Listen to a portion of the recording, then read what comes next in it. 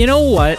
I just realized, you do know this, because like I won't play this up. I'm not gonna be like, oh my god, like, guess what, Pete? No, like, just before we started recording, you said to me, man, I am so ready to sit down and talk Nicolas Cage. Yes, I did say that. Actually, you called him Nick Cage, which I get. That's something people do. I have never, I don't, to me it's Nicolas Cage. I don't know why. Nick Cage is easier, and I'll probably say Nick Cage throughout this episode just because it's less syllables to stumble on. Sure. But I've always, I don't know. He's Nicolas Cage. Anyways, neither here nor there. And I said to you, because we talk about Nicolas Cage a lot, it would seem. Mm-hmm.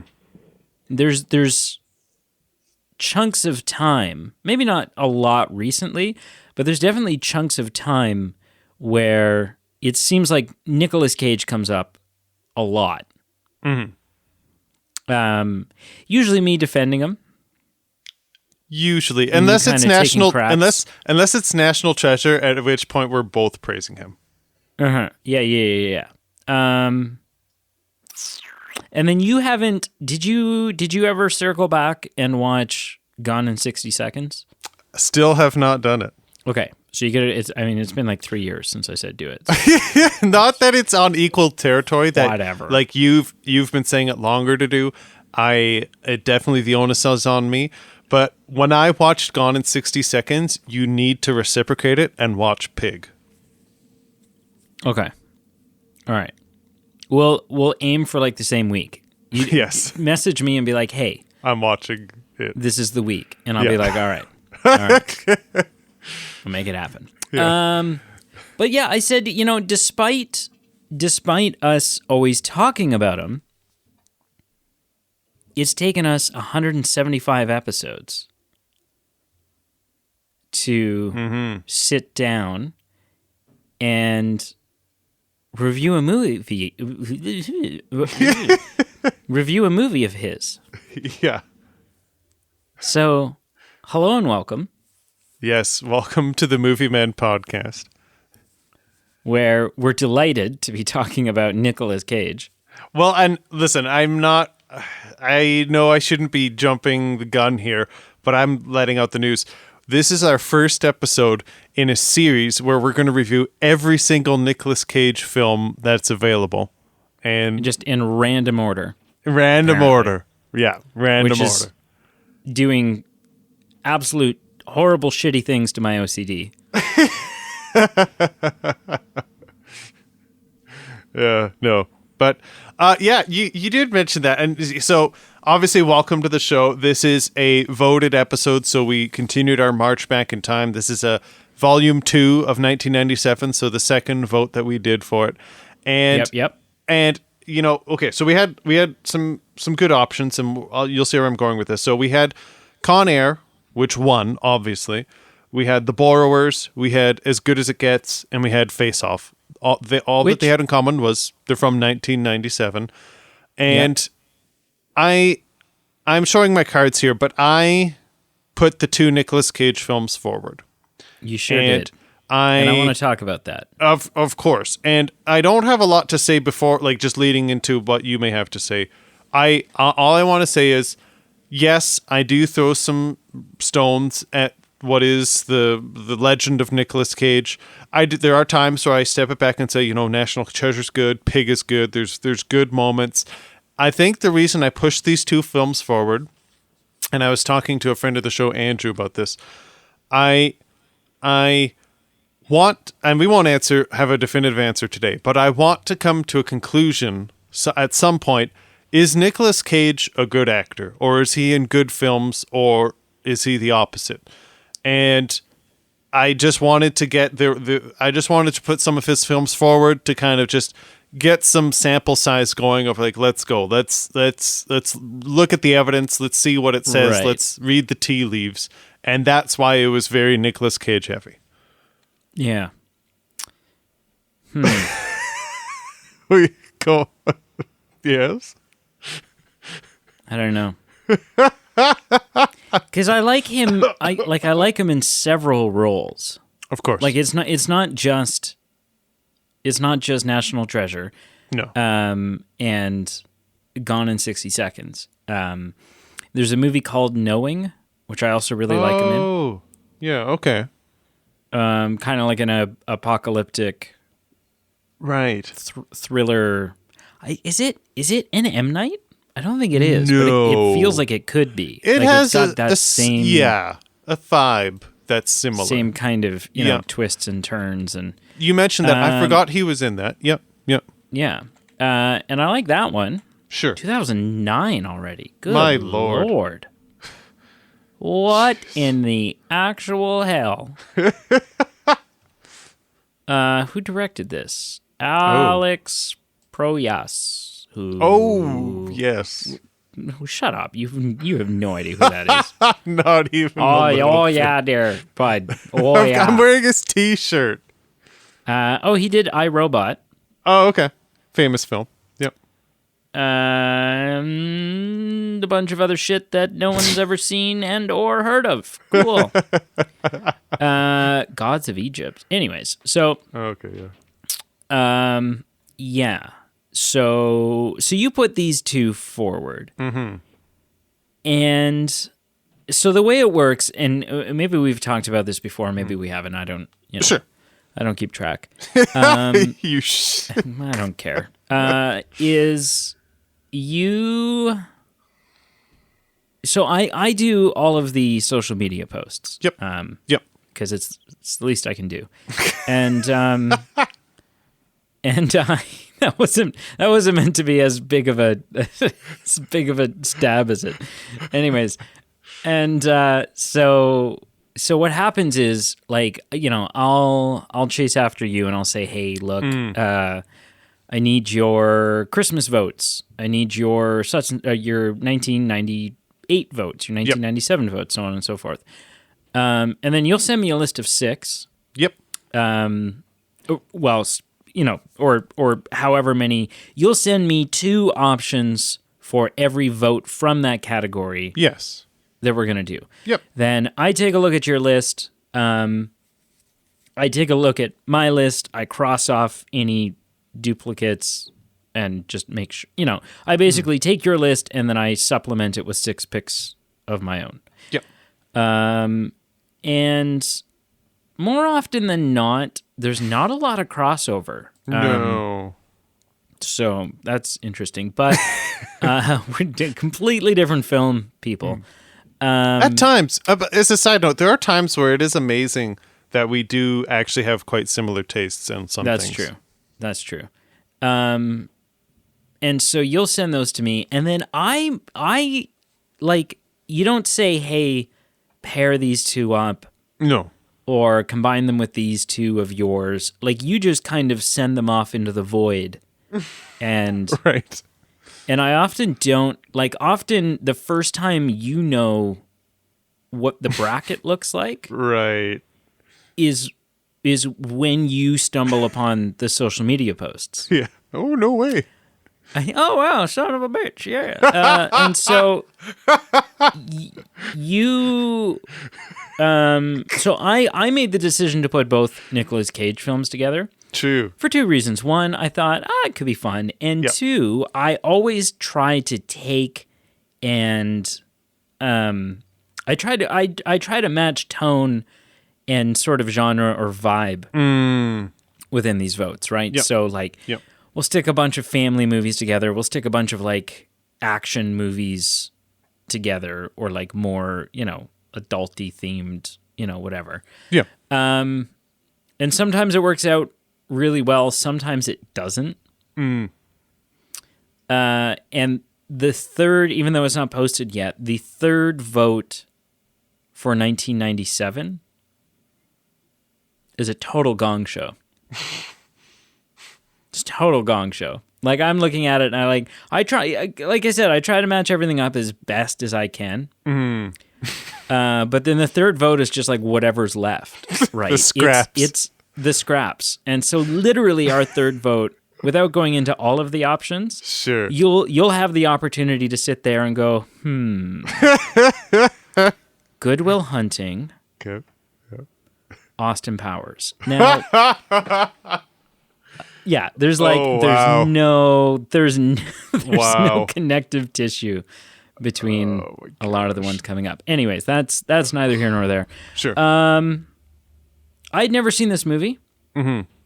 I'd never seen either of the Nicolas Cage movies that you put forth. Sure. But this one included. Never seen it.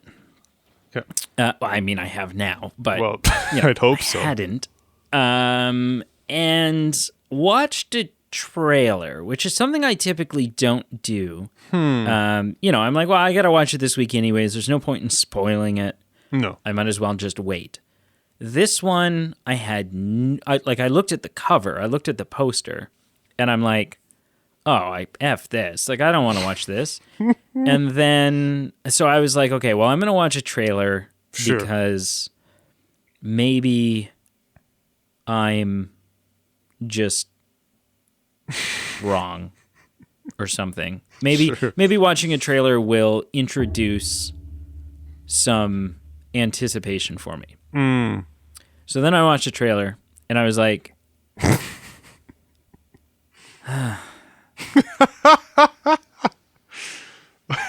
like it was literally such a test of like, there's moments where I'm like, okay, do it for the listeners. Mm-hmm. They voted. Yep. This is what they want. Mm-hmm. What am I doing with my life? And yeah, I didn't want to watch this. I didn't want to do this episode. Nope. So that's I just wanted to lay that background, lay that context going into watching this film. I don't think I could have been less intrigued than I was. Sure. So there you go.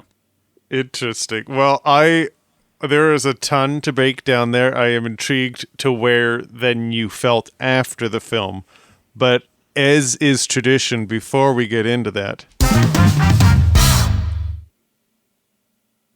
Yeah. No sound effect? I kind of, yeah. Okay. Ow. Okay. My question for you I'm is... sorry. I'm still riding the fumes of the fact that, I'm riding the having seen the poster and watched the trailer fumes. Oh, okay. I see. Yeah. My question for you this week is equal part question, equal part assignment. Like you're not just gonna have to say something. You're gonna have to put things in order here. Yeah, because that's great. That's great. Because I was right before sitting down to record. I was wrapping up a college assignment, and I was thinking to myself, I hope there's homework. I hope there's thinking involved. Okay. So my question for you is in 1,500 words or less, let me know what you think. No, I'm just kidding. The voting options actually lent kind of a unique opportunity this week. So what I want you to do is think about the voting options again. So the voting options were Borrowers, Face Off, Yep. Con Air, and As Good as It Gets. Mm-hmm.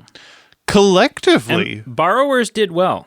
Borrowers did very well. A close second, I would say. Which surprised me. Actually, no, sorry, not a great close deal. second. It did well, but I think... Oh, yeah, I'm sorry. I don't know what I'm talking about. It did do second. It was. Yeah, it was second. It was second, yeah. But what I want you to do with these 4 films is collectively, they garnered 10 Nosker nominations. Oscar Mayer Wiener. They garnered 10 Oscar nominations.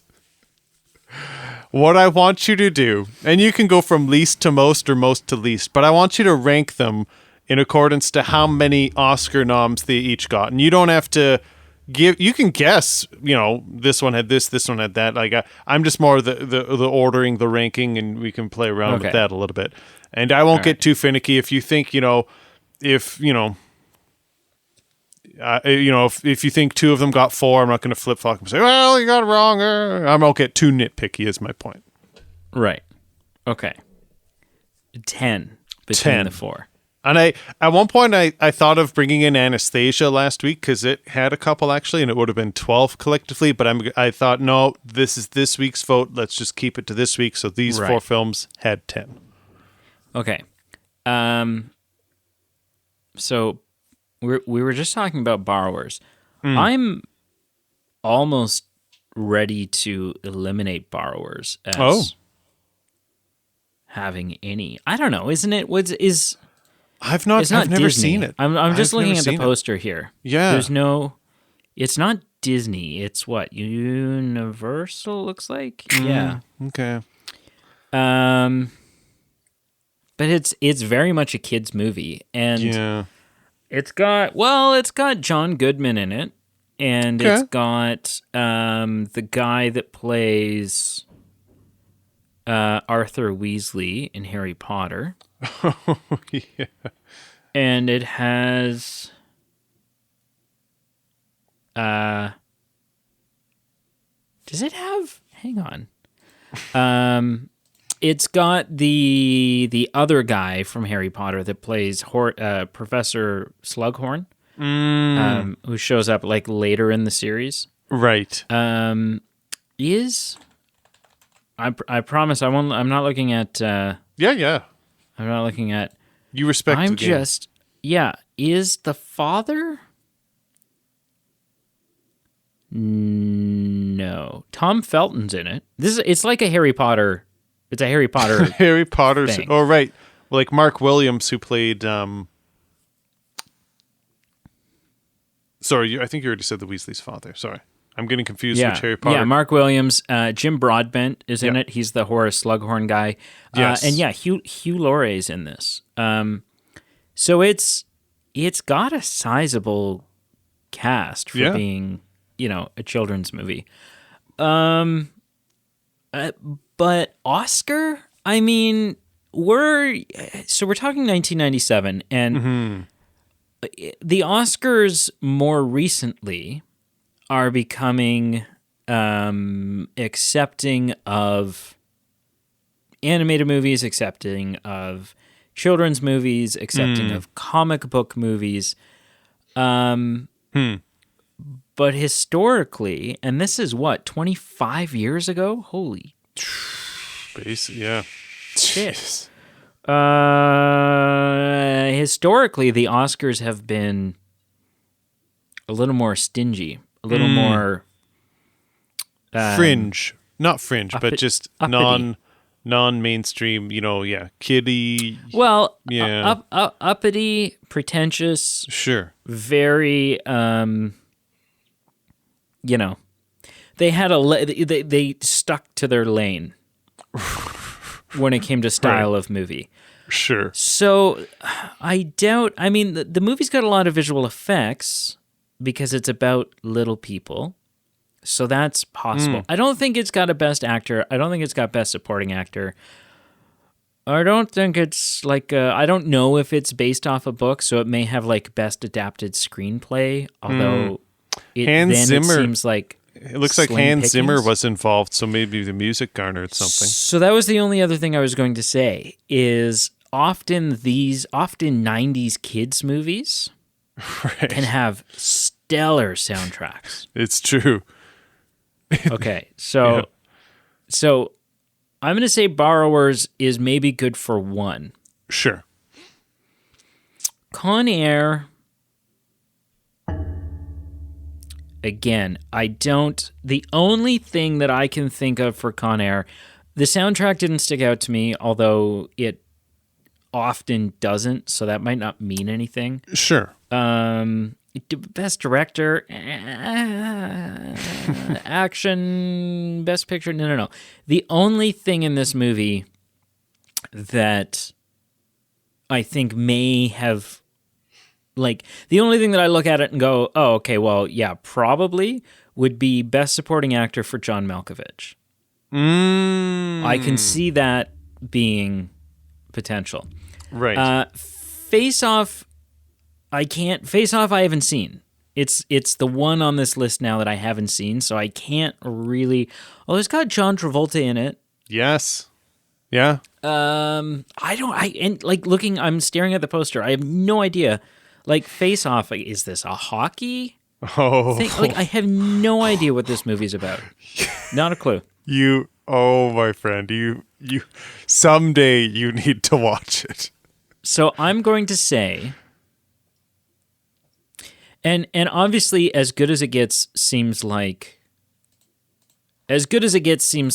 the one that's going to have the lion's share here. Sure. It's, to me, As Good as It Gets. Mm-hmm. To me, it's kind of the obvious, Jack Nicholson, Helen Hunt, Cuba Gooding Jr. What's the Greg? It'll be here. Greg Kinnear? Kiner? Anyways, he plays the gay guy in it. He's incredible. Yep. So, it could be Best Supporting Actor for him. It could be Best Supporting Actress for Helen Hunt. I don't know. It's tough, though, because my thought was, well, I'm going to give one to each of the other options and then just make this one responsible for the other 7. Right. But 7 is big, man. 7's big. Like, when something gets 7 Oscar nominations, that's a big deal. We talk about that. Except, and as you're well aware, except for Titanic, which in the same year got 14 nominations and scoffed at everyone else and said, that's cute. Right. That's fair. Okay, I'm going to say, I don't need to tell you like what is what. I can just okay. Yeah. I'm going to say, sorry, I'm just staring at the posters here. That's a good indication. That's what the Oscar committee does as well. They're like, let's give it 3. Nah, 2. The shading on the upper lip could be a little bit better. Okay, so I'm gonna say, I'm my initial instinct, and then I started talking myself out of it. Yep. My initial instinct was to talk myself. My initial instinct was to rule out Borrowers, and then I started talking myself out of that. So I'm gonna go back to my gut instinct, and I'm gonna say Borrowers is 0. Okay. I still think As Good as It Gets is probably the lion's share. 7 seems like too much. Well, or 8 now that Borrowers is gone is too many. Mm-hmm. It's a stab in the dark. I really don't know what to say. I'm going to go with 5. Just as it's half. That's half of the 10. Yep. Which means I need to assign 2 and 3 to my other 2.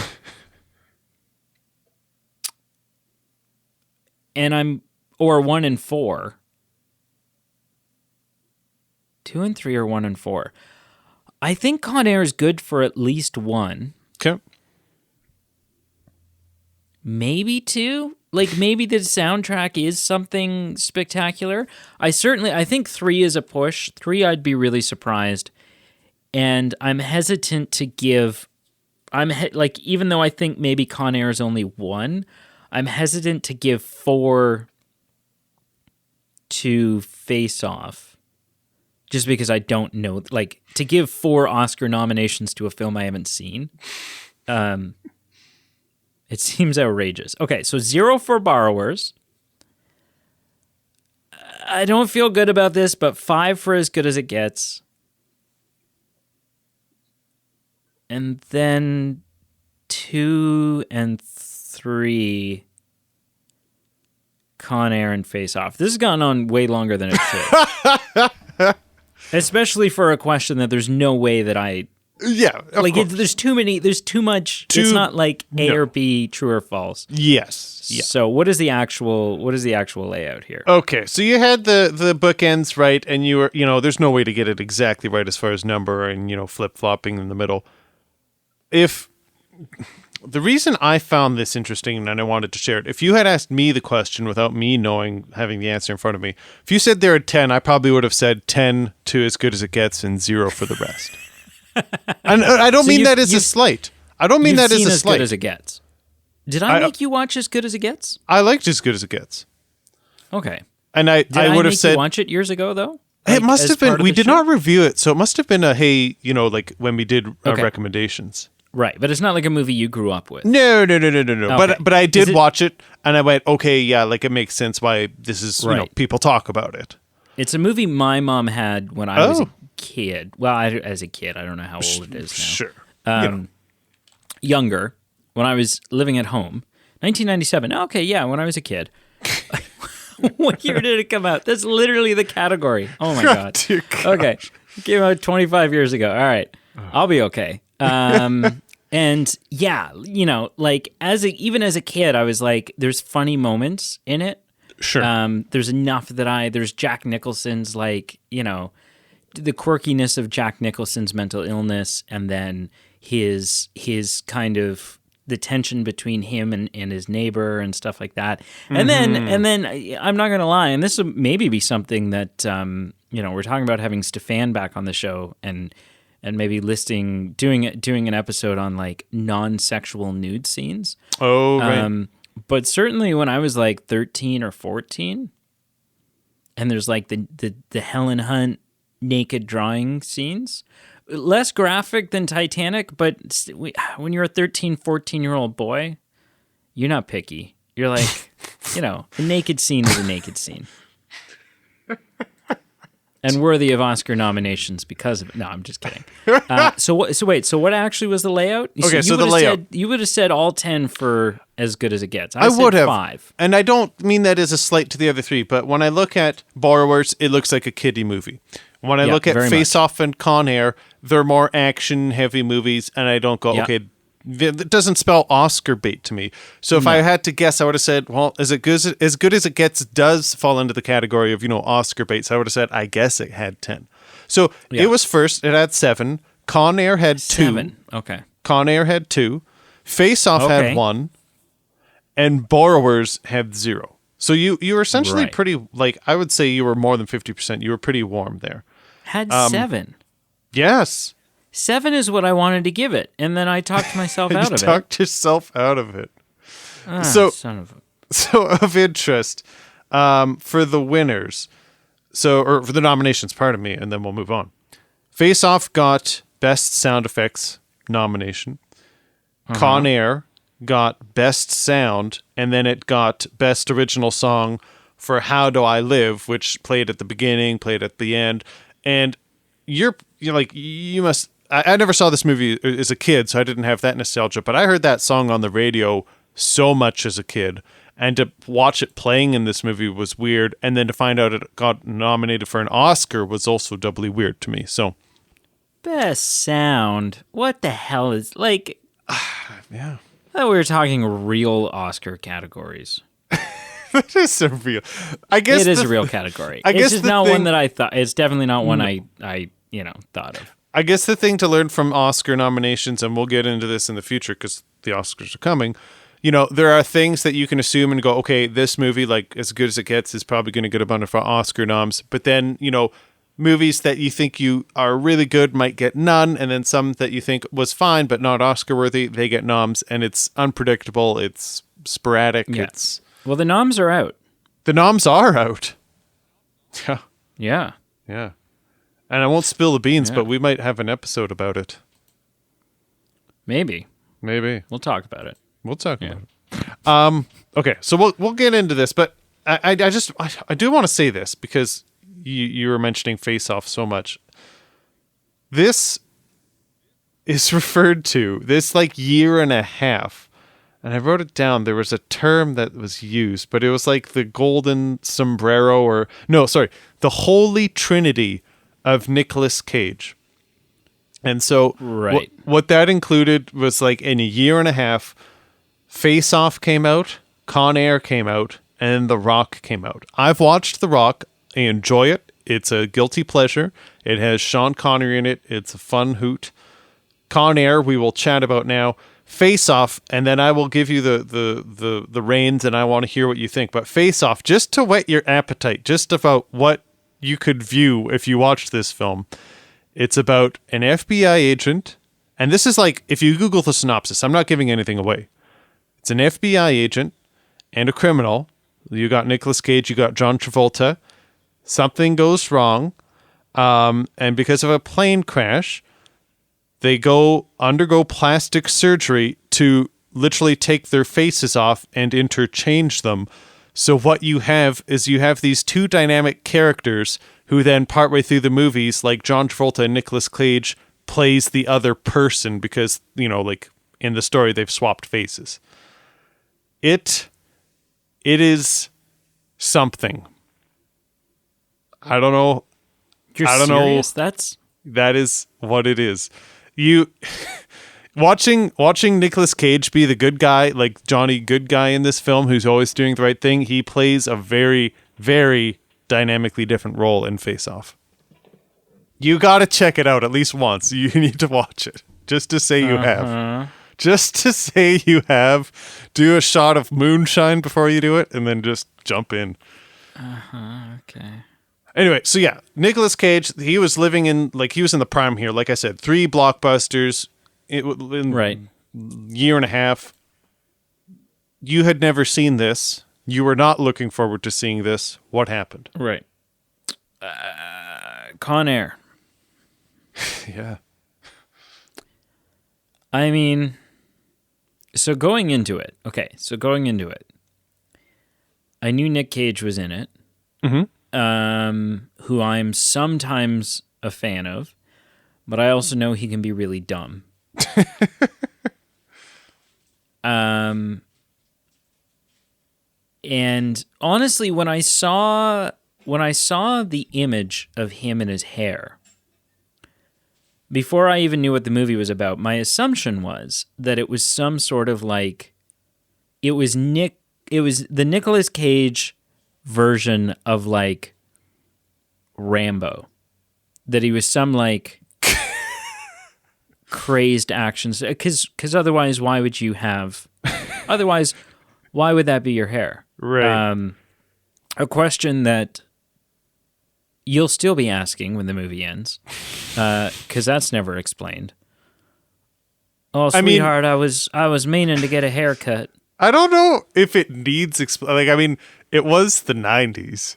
What military man? What nice haircut, dapper military man ends up in the slammer and then goes, "Well, sweetheart, I'm gonna go about as white trash as I possibly can," and just seems like maybe the right thing to do. Oh, wait, sorry. Actually, I'm doing a better accent. The accent I'm doing here is too good to accurately portray the film. So the accent is of interest because it's so bad. I don't think it's good, but when I was reading online, he legit went to the southern states and went a whole method acting and lived practiced his own dialect. So I don't know how to feel. It's just weird to have that combination of it didn't always pull off when he was giving the lines, but he seemed to have done an attempt at doing his homework, I guess I'd say. I could go sit in a park for 8 hours. I'm not going to be any closer to being a pigeon. That's not. So what? Who cares? Who cares where he went? It's bad. Sure. It's not good. I didn't know John Malkovich was in it going into it.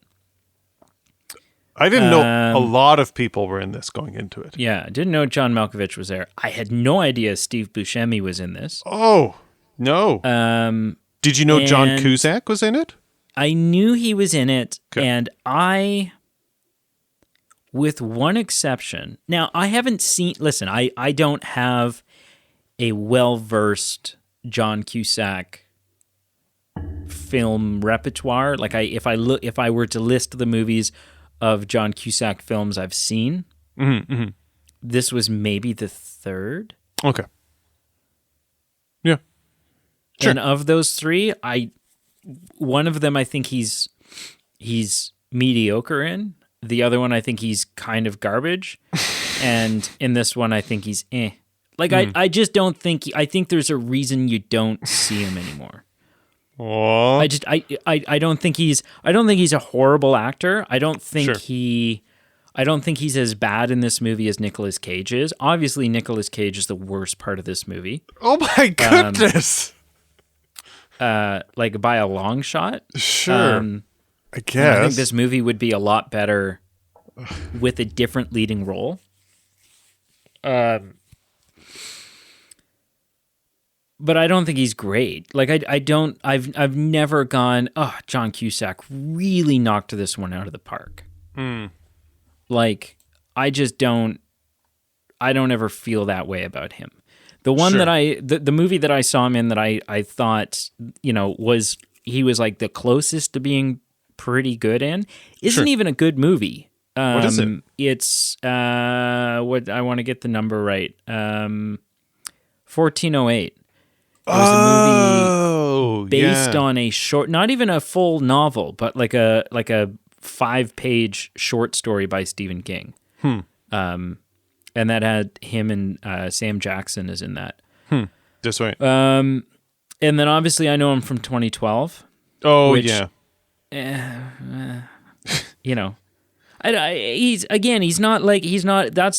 not horrible in it. Mm-hmm. But like, how good do you need to, I think they, honestly, I think what happened, I think the reason why, and I saw him in Hot Tub Time Machine, which is just a stupid movie. Yes. I think the reason why he's in 2012 is because they blew their budget on special effects and getting Chiwetel Ejiofor in it and Woody Harrelson. And they're like, we need someone who people recognize but isn't really going to cost us anything. We've blown the budget on Danny Glover. What do we do? And someone was like, well, I don't think Cusack's doing anything. And someone was like, I bet you're right. And so then he was in that. I bet you're right. Bet you're right. Okay.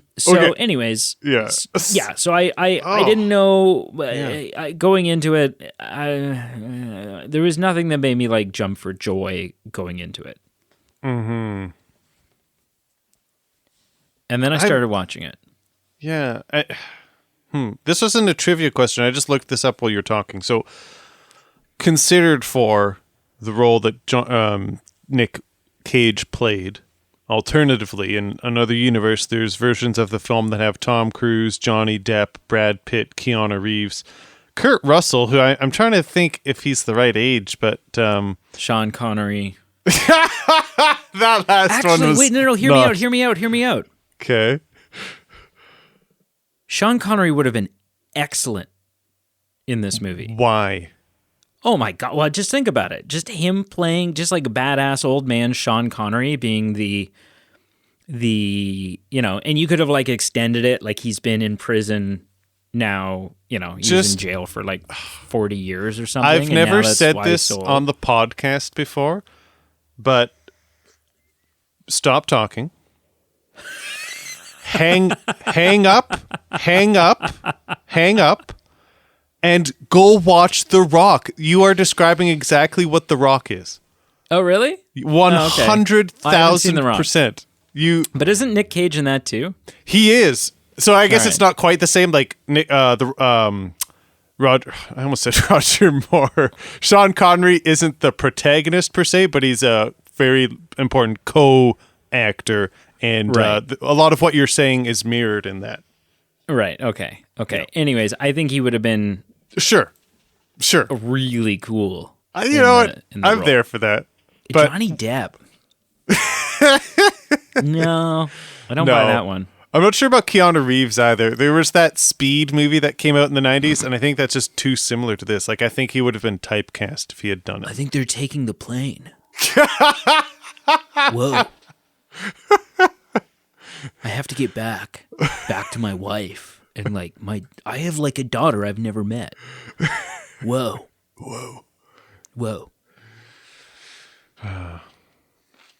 Anyway, so you were not pleased. Then You went into it. I was not pleased going into it. Going into it. Then I started watching it. Sure. And I don't know if there was ever a moment in this movie where I could have paused it and thought to myself, I'll just shut it off here. Like every single moment, once this movie started, I was entertained. Right? Yeah. I was rolling my eyes and I was a little cringy sometimes. Yes. Like some of the Nick Cage moments. Oh, yes. Diving through that window before the explosion happened. How was that more efficient? Also, that he waited around that long to evacuate. Like, Just throw yourself through the door, you dillhole. What are there's you doing? there's a plane coming. There's petrol spilling everywhere, and then he waits till the last. Like, I would have been gone 30 seconds before that. But that was stupid. But I was constantly entertained. I enjoy what's her name? Monica Potter that played Cameron Poe's wife. She's excellent. shout out to Patch Adams. Yeah. I think that's the only other thing I've seen her in. Same. Or maybe she's in something. She's in the first Saw movie.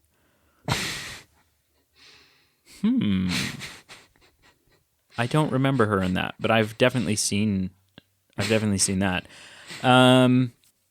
But yeah, so she's in it. Awesome. The guy that plays Swamp Thing is in it. MC Gainey. He plays Sheriff Roscoe in the Johnny Knoxville Dukes of Hazzard remake. That's what I most predominantly know him from. Dave Chappelle is in this. Dave Chappelle shows up. That I wasn't recognizing, or wasn't anticipating. Sure. Typically, I'm a take it or leave. Like Dave Chappelle. I'm not a big fan of his older stand up, which was my first introduction to him, and I think I just struggled to get on the Dave Chappelle train after that. But he's pretty good in this. Danny, we never know how to pronounce his last name, plays Johnny 23. Yeah. Who is unsettling as a character in this movie. Like, not just because of what his crime is, but because he's a rapist. But he's like, he plays it in an unsettling way. But the MVP of this, John Malkovich, oh my God, he was charismatic. He was captivating. He was, every time he was talking, I would rewatch this movie just to rewatch him playing Cyrus the Virus. John Malkovich in this movie did everything for me. The only moment that beats him out, maybe the most uncomfortable I've been in any movie ever. I know where you're going. Is when Steve Buscemi, Garland Green, is sitting at that tea party with that little girl. Yeah.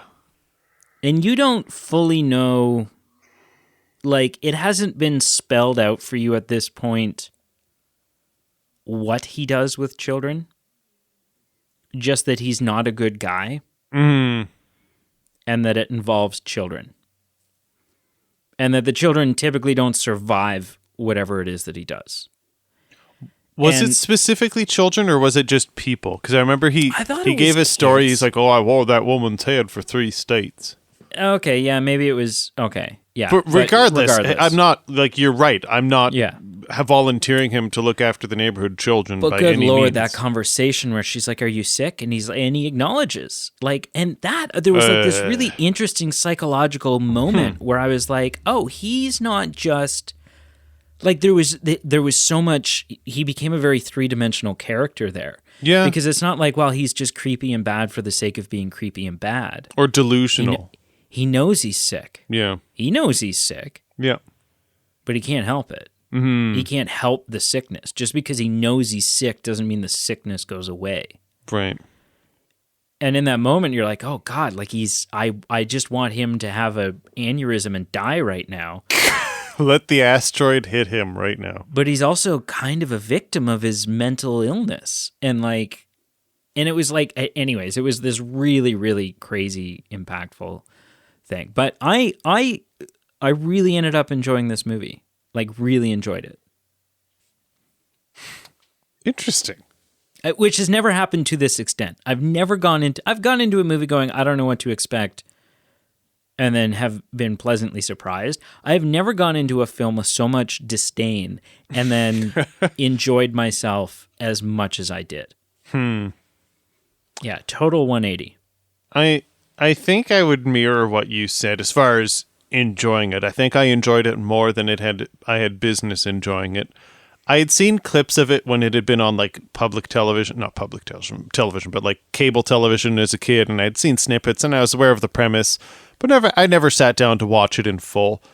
And yeah, I really, it could be the 90s nostalgia, could be some moments, like you said, there are gripping moments, whether they're excitement or like the Steve Buscemi scene that just is a piece of film. It gets a response out of us, and it's a, oh my gosh, this is awful response, but it's still a film being effective.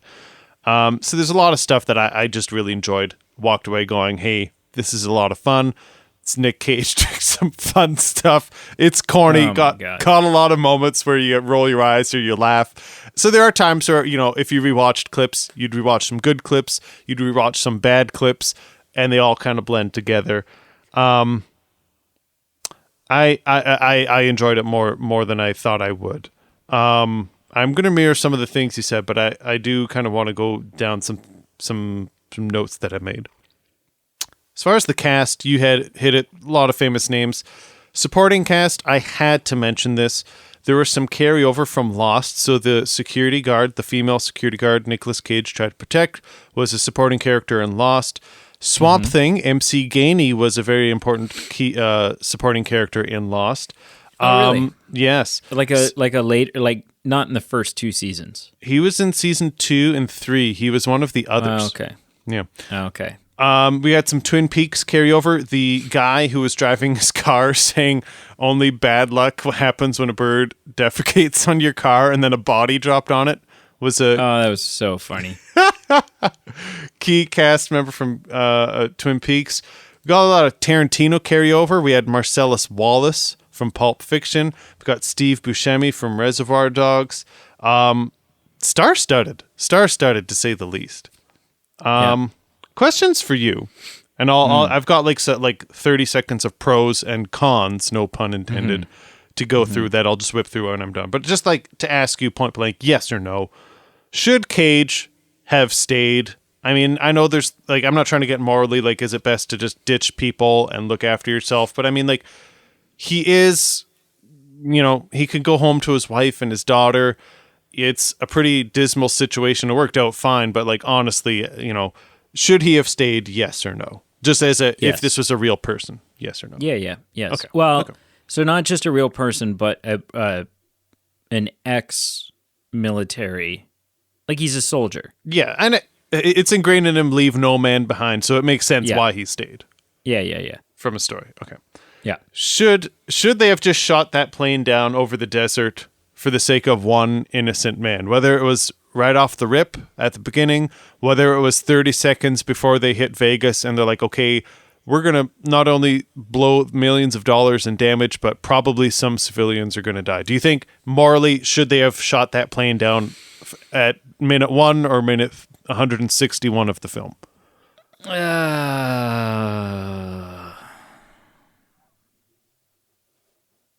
I don't know. Yeah. Because I'm not a capital punishment guy, and I'm very much a we don't decide when other people live or die guy. Yep. But I'm also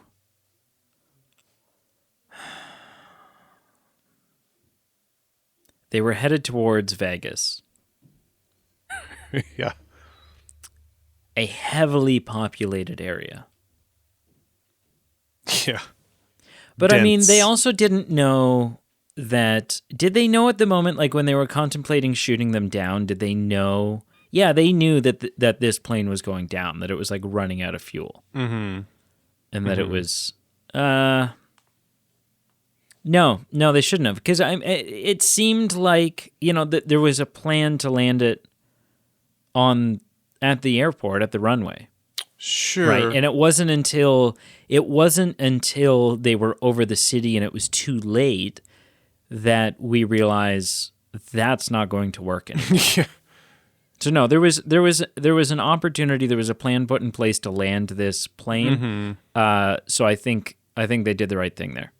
I think you do too. Like, I'm not, if I was in that situation, I'm not pulling the trigger, shooting it down. But also, just, we can all be experts when it comes to hindsight. But when you're looking at, okay, best case scenario, even if this lands and no civilians die, you're going to have this headache of, if some of those people on the plane survive, there's going to be an issue of containment, and if we can capture them all. Yeah, but... Which even if one of those guys gets away, which, I mean, they do...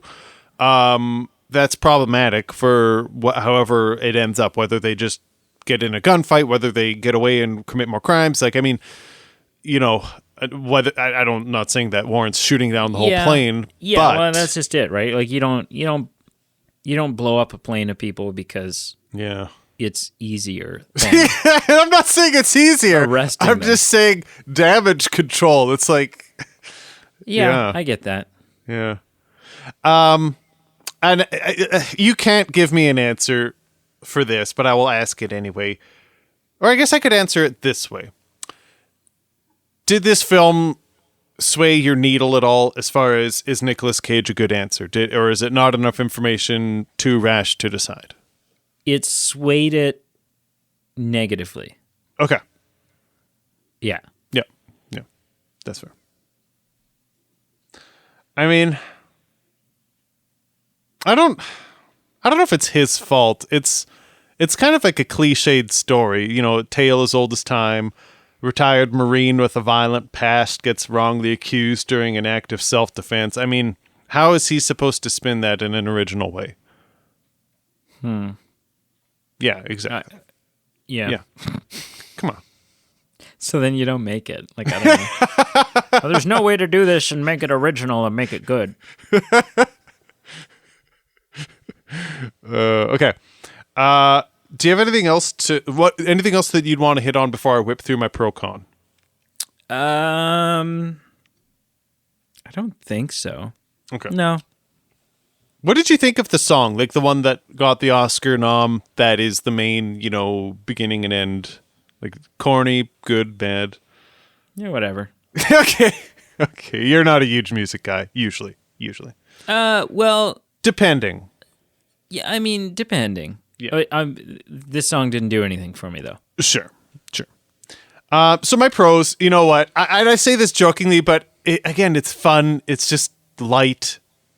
The Nick Cage getting ripped and working out in jail montage, I laughed. I was like, this is fun. This is funny. It's entertaining. What else can I say? Apparently, it's his real hair. Apparently. Got some kicks out of the lines. Like he said, don't treat women like that in his fake accent. when there's a card dangling out of a plane, when he says, "On any other day, that might seem strange," Yeah. and then when he says, "Hey, where are you going?" He says, "I'm going to show you God does exist." And then ultimately, the last thing that I thought was a pro is when he meets that old man, asks for a syringe, and the old man goes, "Oh, son, drugs will end you." That was awesome. My Yeah. cons were just some of the plot was a little paper thin. Like the absolute certainty that John Cusack had making these conclusions as early as he did, that, okay, we have to have an ally on the plane. There is this, and this is exactly what it is. Ultimately, it's obvious. Like, yeah, he throws a body out of a plane, writes a message on it, so it's quite clear. But I mean, just like right off the rip, John Cusack is it's almost like he knows too much for it to make sense. And He's an inside guy. I don't mean knows too much in a suspicious way. Just from a screenwriting perspective, I think they tipped his hand a bit much. Yeah. Yeah. Obviously, because of the age of the film and like these people are derogatory at times, some of the language and the generalizations that were made didn't age well. From a plot perspective, Steve Buscemi just walking away in the sunset, I don't know how I feel about that. Yeah, I liked it. I like that it's an uncomfortable ending. You're like, oh. I guess. But I mean, also, he didn't kill that little girl. I know. So maybe he's reformed. maybe. And I mean, man, this movie could have been so dark if they had gone a different direction. And I'm glad they didn't, because I would have probably stopped the film, to be honest. Yeah, okay. But yeah, I don't know. Yeah, I don't know. I think I'm choosing to believe that he's reformed. Okay. Choosing to see the good in people. I like it. Yeah. Well, Steve Buscemi. My last thing is this film had more endings, or at least opportunities to end, than Lord of the Rings: Return of the King. No. Yes. So I will walk it through with you. And at least, like, there were so many times I thought the film was just going to be done, roll the credits, eat your popcorn, goodbye. Because there was the whole, okay, we've got them narrowed down in the desert, we're going to shoot them down. Didn't happen, and it was okay. This crisis has alleviated. They are going to land in the desert, find some open plain. Movie's done. He hugs his wife. There we go. No, that's not the case. Then they're like, let's keep going to Vegas. And it's like, oh my gosh, people will die. Things happen. Crisis averted. They blow up the Bellagio or wherever they land. Everything's fine. It's like, okay, whoo, now he can hug his wife. Everything's good. Praise the Lord. Here we go. That's not the end. Then, I can't think of his name. We praised him. Oh, what's his name? John Malkovich. John Malkovich. Then he and some homies jump on, is it a fire truck that they escape on? And it's like, oh my gosh, there's the third time I thought this movie was done. And then there's like another action sequence. And they hop on these police motorcycles and just start like revving them, looking at each other like, let's effing do this. It's not the time and place. My gosh. Anyway, there were so many times I'm like, oh yeah, this movie's totally done, and then it just kept going. So that is that. Step aside, Lord of the Rings: Return of the King. There's a new sheriff in town. I would fight you on that. I would say it's a weak comparison, but I'm sticking to it. All right. Okay, actually, my only question before we get into anything more: who is the other man Nick Cage trusts? I don't get it. Did I miss something? No, I don't know. I think that was just maybe it was his cellmate. Oh, maybe.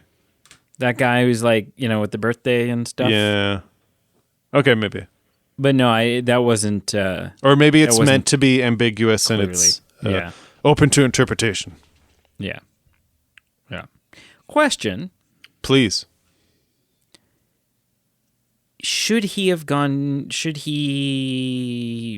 Was his sentence just? Like Nicolas Cage, you mean? Yeah. Was he wrongfully imprisoned? I feel like, yeah, that was skimmed over because it was a montage to begin the film of how we got to where he was. But Yeah. I feel like the legal system failed him. Maybe his lawyer failed him. Like, I think just any witness testimony could like confirm, like, yes, there were like 3 guys that jumped him. I went to get for help, came back, and he killed someone. I just don't understand. But question. So yes, it was self-defense Yeah. after he chose to walk over. That's fair. Like, it's not like they Yeah. approached him. Yep. He went looking for a fight. And then things got out of control. And then in an act of self-defense, he killed a guy. I will disagree with your... Unintentionally. I don't think he meant to kill that guy, obviously. Yeah, I'm going to be nitpicky here. I'm agreeing with you. Yes, I won't say, I would just label it differently as looking for a fight, because like that in my mind means he was like bloodthirsty, wanting to fight someone. He felt he had been wronged by what they were saying to him, or disrespecting his fiance, or, you know, like he felt insulted by them to a degree that he felt he had to stand up for something. So Yeah. not that it really changes anything. I'm just like saying, if we were legally writing out what happened, I would say scratch that and let's describe it as that. And I don't know why I made a big point of that, but So he was fine. So he was Marty McFly. He was like, no, like, you know, Yeah. Marty's got Yeah. this, like, you know, Yeah. he needs to, people challenge him to something, or they call him a chicken Yes. or whatever, and he Yeah. can't back down. he can't walk away from that. Yeah. Yeah, and he should have. Yeah. Yeah. He would have had much nicer hair for the better part of that decade had he just walked away. Yeah. I can't believe he actually grew that out. I can't believe that was his real hair. Accordingly, or apparently. Gross. Gross. All right. Do you have anything else? No, I think that's it. All right. 0 to 10, sir. Con Air.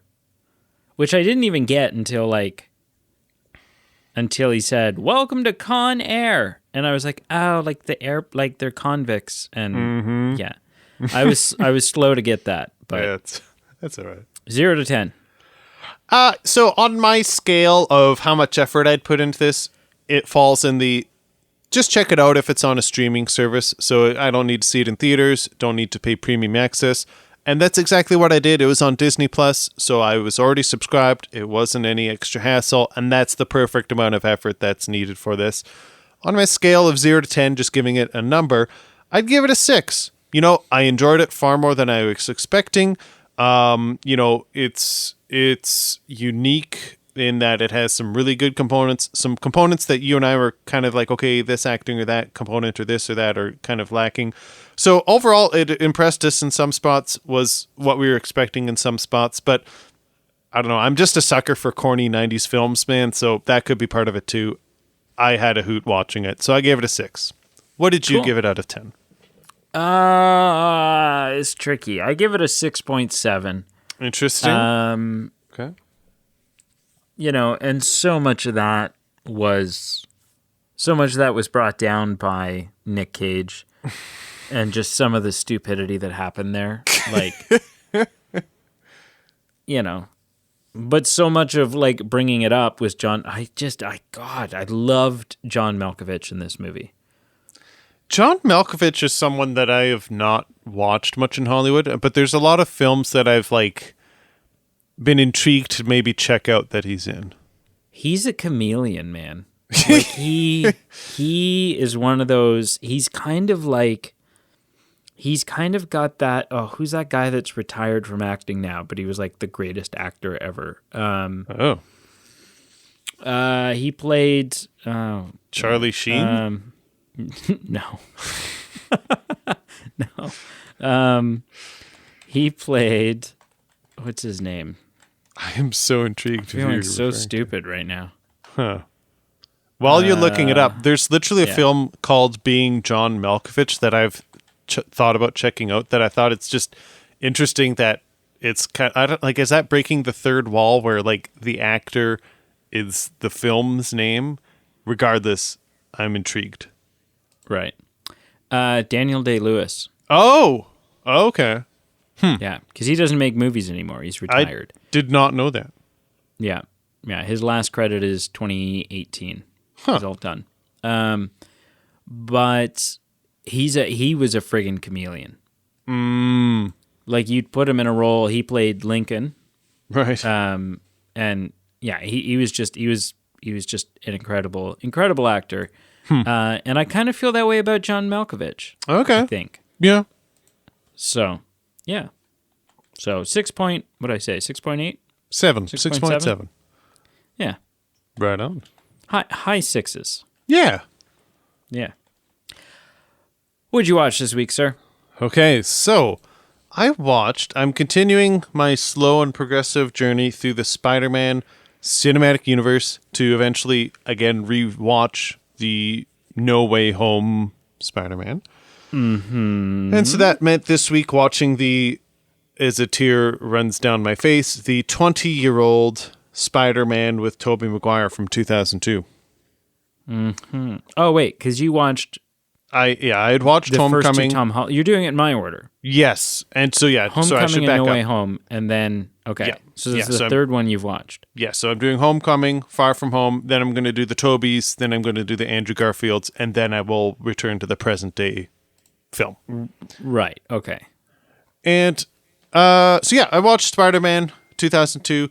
I gave it a 6 out of 10. I didn't love it as much as I thought I would, as far as I remembered it. There are iconic moments that I love. Tobey Maguire I love, Kirsten Dunst I love, James Franco I love, but there was some corniness to it, and I think I'm curious to see how I like number 2. I think 2 will hold up a bit more for me, but I gave it a 6 out of 10. And It's not great.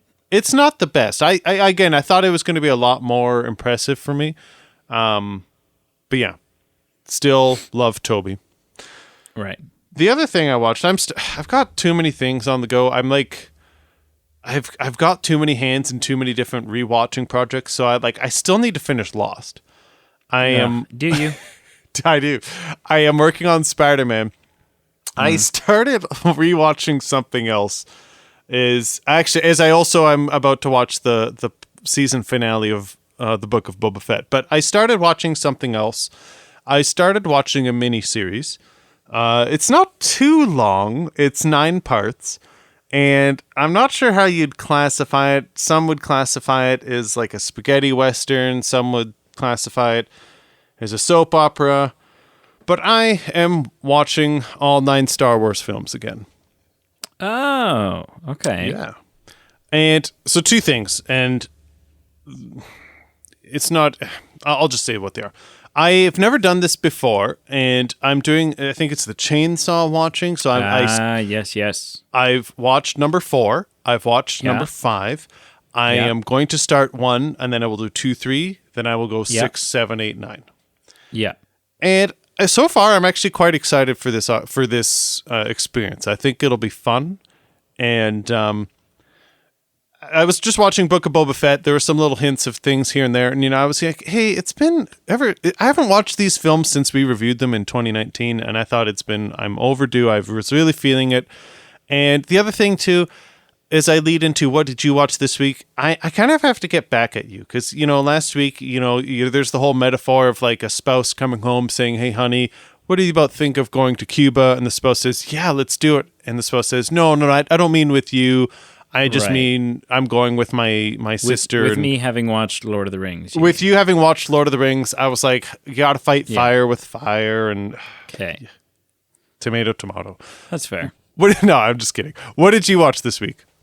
So I watched the film definitively with the most endings. I watched the extended edition of Return of the King. Okay. And I don't know how much I want to talk about it, just because we are it's on the horizon. It's coming. Yeah. The actual episodes based on these movies are coming. Yes. But, and I think I've said this. I think I've said this before on the show.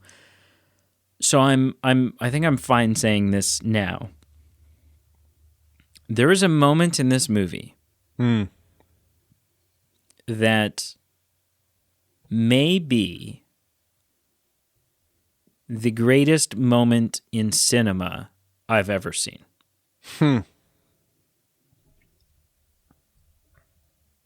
Also, I wasn't expecting so many. I knew this movie has like a shit ton of endings. I've seen this many times. Every ending, just about, made me cry this time. Like it was just, it started and then it didn't end. The tears just, I was like, oh God, they're hitting me again, and they're hitting me again, and they're hitting me again, and yeah. But the moment that made me cry the most, the moment that I think might be the greatest moment in cinema history. Which, again, I'm surprised is not in context to Titanic or some such. Yeah, right. But my goodness, when Aragorn says, "My friends, you bow to no one," and then he bows, and the rest of Minas Tirith bows. Oh my God!